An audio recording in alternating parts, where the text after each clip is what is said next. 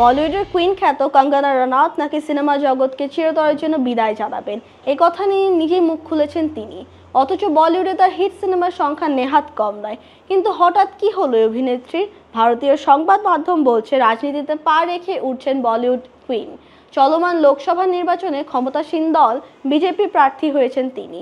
ভোটে জিতলে নাকি সিনেমা জগৎকে চিরতরে বিদায় জানাবেন কঙ্গনা।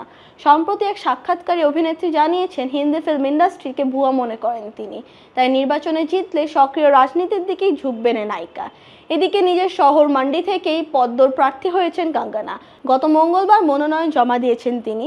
এরপরই তার বড় ঘোষণা, ভোটে জিতলে অভিনয় ছেড়ে দেবেন। অনুরাগ বসু পরিচালিত গ্যাংস্টার ছবির হাত ধরে বলিউডে পা রাখেন কঙ্গনা রানাউত। অভিনয় জগতে প্রায় 2 দশক কাটিয়ে ফেলেছেন তিনি। কুইন, তনু ওয়েডস মানু রিটার্নস এর মতো ছবি দিয়ে ব্যাপক জনপ্রিয়তা পেয়েছিলেন অভিনেত্রী। তার ঝুলিতে রয়েছে 4টি জাতীয় পুরস্কার। কিন্তু রাজনীতির জন্য এখন তার বলিউডকে প্রাধান্য দিতে চান না তিনি। এক সাক্ষাৎকারে অভিনেত্রীকে জিজ্ঞেস করা হয়েছিল মান্ডি থেকে নির্বাচনে জিতলে তিনি বলিউড ছেড়ে দেবেন কিনা। সঙ্গে সঙ্গে হ্যাঁ বলেন কঙ্গনা। অভিনেত্রী আরও বলেন, ফিল্মি দুনিয়া মিথ্যে, যেখানে যা কিছু আছে সবই ভুয়া।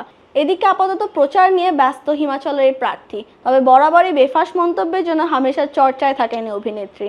নির্বাচনের টিকিট জেতার আগে থেকে প্রধানমন্ত্রী নরেন্দ্র মোদীকে নিয়ে একাধিক বিতর্কিত মন্তব্য কারণে প্রায় শিরোনামে এসেছেন তিনি। অপরদিকে কঙ্গনা পরিচালিত এমার্জেন্সি সিনেমাটি জুনে মুক্তি পাওয়ার কথা ছিল, তবে নির্বাচনী ব্যস্ততার জেরে এই ছবির মুক্তি পিছিয়ে দিয়েছেন নায়িকা।